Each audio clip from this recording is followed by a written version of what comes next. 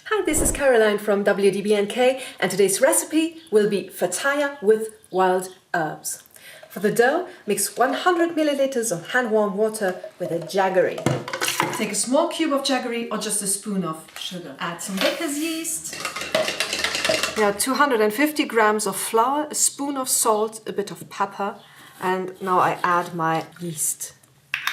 Add a bit of olive oil.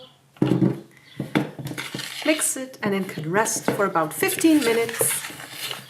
For the wild herb stuffing, you can take whatever you like of wild herbs. I'm going to put in some ground elder, hemp nettles and wild garlic. For the stuffing, mix the wild herbs with an onion, garlic clove and some peppermint. You can also add a bit of peppermint.